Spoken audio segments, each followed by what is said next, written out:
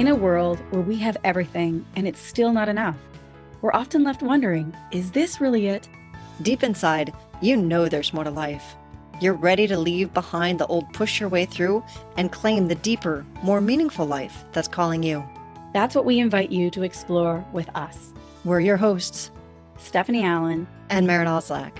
And this is the Soulful Leader Podcast. Yay! Welcome back to the Soulful Leader Podcast. I'm Maren and I'm here with Stephanie. And we've been chatting about rhythm. And it's interesting because, having the Olympics just finished, and there's rhythmic gymnastics and there's rhythmic swimming, and there is a rhythm to all these things in our lives. And I remember hearing one of the announcers talking about there's a particular swimmer that has a rhythmic, they're also a drummer. And so they have this rhythmic, and it's made them very excellent at what they do.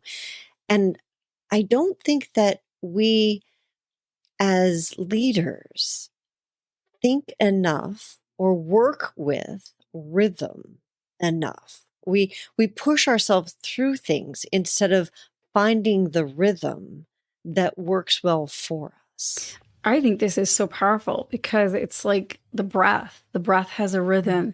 If you're holding your breath, you're going to hold tension. It actually, and as you relax your breath, you actually drop. And what I mean by dropping into your body, you're more connected to your body. And this is relating not only that there's a time for all things, but how do you know when it's time for something? Is that it connects with that rhythm. If you're in a musical band, there's that rhythm of the drum that keeps that pace. And if that drummer has not practiced his skill or her skill, then it's really hard for the rest of the band to find that heartbeat. I mean, that's our heartbeat as well, right? And so I think this is such a key thing, because what is one's rhythm and how does one connect to one's rhythm? And how do you know when you're out of rhythm? Yeah, I think about the metaphors of like we're out of sync, right? And stuff like that. And I also, when you were talking, I was hearing the layers of rhythms, because there is your personal rhythm. And then there's your rhythm with your family, and the rhythm with your team, and the rhythm with your business. And so when, I love that you brought up the breath, because if at the foundational level, and how many of us hold our breaths? I know, even with all of my breath work and my awareness and all of that, I do still find myself holding my breath. Well, and something that I find too is to turn it inward. I'm kind of getting on to where you're going. It's like, yes, there's all of these multiple levels of parts of our lives that are in sync or out of sync and need to come into right timing or right rhythm with each other. And we can't wait for everything else to kind of show up. The only thing we really truly have creative life force over is our own inner rhythm. And that is turning inward. And I think of that as a soulful leader is going to the inner landscape of, okay, am I breathing? How am I breathing? Right. What's going on? Am I in touch with what's going on internally with myself? Because we tend to look at external. Hey, if it's sunny out, I'm happy. If it's not sunny out, I'm miserable. Right. Versus going, what is the inner weather going on inside myself? And so the only way I'm going to do that is to actually come into union or communion or communication with what's going on internally with myself, and helping it find my own internal rhythm. Because when that happens, just like the drummer in the band, if that drummer has practiced relentlessly and really knows when they're in or out of rhythm, it literally helps to influence all the outer. Yeah. You speed that up, everybody else in the band has to speed up. If they slow it down, everyone else in the band has to slow it. It's an actual, almost in a way of control, even though the only thing that we're controlling is really our true self. And who is that? What is that? And where do we begin? As a dancer, I really relate to this, because I would always prefer dancing to pre-recorded music because they have like the metronome and everything is the rhythm doesn't change. That drummer is able to keep that rhythmic.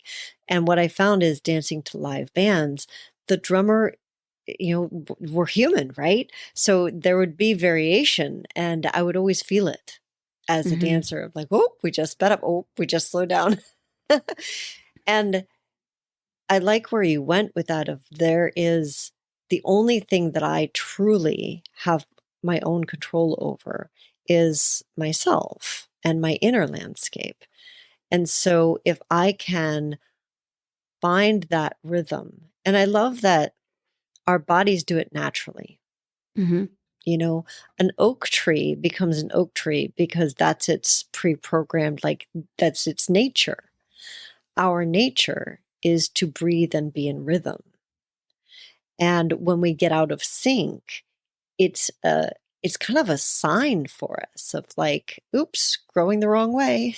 And I use that intentionally, growing the wrong way, because we always are growing and changing.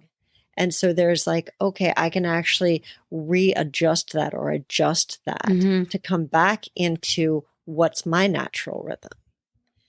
And then I'm in better rhythm with the people around me. I was just going to say that, like, how do we then upgrade it? It's like, first we have to look with our own rhythm. Are we even aware of like, what is my rhythm? Where am I going with this? Is it too fast? Is it too slow? Is it just right? Do I even know my rhythm and what nourishes me? And it's going to change because if it's going to stay the same rhythm, that's like flatline. That's like someone's dead. It's like the well, kind of thing. It's the pre-recording that I talked about, right? We're not pre-recorded, right? It's life. It's going to be changing. But if we don't get in touch with our own rhythm first and know what that is, then we can't really connect to another. And so one of the practices that I do when I'm working with a client or even just a friend, you're hanging out with, is that I'll tune in first to my own rhythm so that I know when it feels off or on, or like a kinesthetic sense of like, oh, I'm stirred up a bit, or I'm not breathing, or that's a great practice right there. Exactly. Like just, okay, when I walk into the room, I'm holding my breath because there's a bunch of people I don't know. Or, right. Hey, I love new people. So I've sped up a little bit, just tuning in and finding out where you are in your own rhythm. I love that. And then tuning into someone else's rhythm. Are they breathing? Are they going too fast, too slow? And then being able to be the harmony. It's like you're not trying to mirror them unless you are, or you're like harmonizing with them. And then as you start to work with your own rhythm, why is this important? Because all of a sudden you hear them differently. You feel them differently. You see things. You actually slow time down. So when we talk about time is really an illusion, as Einstein says. There is no time. Time, although there's the paradox, it's like, although there is time, but we tend to think of it as something that we are out of control with. So if you go into your own inner timing and you slow your breath down, I've done this in traffic before. It's like, oh my gosh, I'm late. I got something else and I got to do somewhere else. My mind is everywhere. And when it does that, my consciousness, my awareness is everywhere, but it's not here. And that's not now. What helps me to bring it into the now is the breath. And then what happens is, as I start to breathe and bring my awareness into my breath, time kind of goes away. And I've all of a noticed sudden, that too. All of a sudden, as I'm stuck in traffic, all of a sudden there seems to be like space for me to navigate through and around all of the traffic. And I amazingly can get somewhere with a lot less stress, with a lot more energy, and often on time. So it's like the paradox, right? Right. So I often give this practice both to myself and to those who are always like, oh, I wish I had more time. It's like, there's a saying, we have all the time in the world to do what's necessary. And when you are totally in your heart and you're in love with something or someone or something, your breath actually slows down and deepens. It actually expands time. And that's when we usually feel like, oh my God, I have so much time. Look how, and we notice how beautiful everything is. And, it's like because we're in love, right? Yeah. And it does. There's actual science behind that. Because we're in the now moment. Yes. So past is not really where our mind is. And we're also not into the future because we're here now, which expands your time. And that's where all potential lives, is in the now moment. And so when part of going into the little bit of the science of this is when you're in your car and all you're thinking about is the fact that you're late, you are not present. Yeah, because you're thinking about, oh my gosh, what's going to happen when I'm late? They're going to yell at in me, the or I'm in future, this, you're I'm in going to the miss past, that. and I'm Yeah. always late for late. things and blah, blah, right? So you're either in the future or in the past, and that means that there's no choice. You have no space. There is no choice because the future hasn't happened yet, and the past is already done. So how could there be choice in either of those places? So the only place that I can change anything is in the current moment. And that practice that you gave of slowing down the breath and becoming present in like, okay, I'm here now. Yeah. And Now wanting there's that space. rhythm. That rhythm is so calming. It's so kind. It's so nurturing. The body doesn't go in a fight or flight. It stays relaxed. So you have less chronic pain. You sleep better. You hear better. Oh my gosh. It's like life is better. Yeah. And when you have a practice, when you've done, I love what you usually say.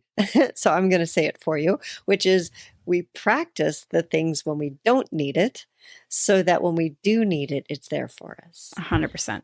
And so starting this practice for yourself of noticing your own breathing and your own rhythm, coming into sync possibly, or at least being aware of somebody else's rhythm and their breathing and where they are.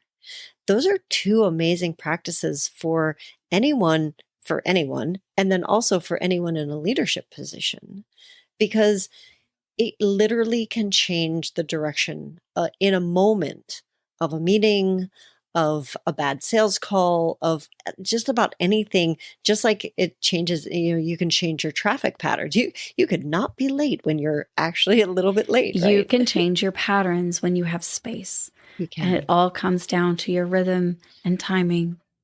Change your breath, change your rhythm, change your timing. Change time. Excellent. All right. Well, thank you guys for joining us this week. We decided we'd play with going deeply into one thing, a little bit shorter. So let us know your thoughts on that. How did you like today's podcast? You can find us on social media at The Soulful Leaders, and you can also find us at our website, thesoulfulleaderpodcast.com. We'll see you all next week.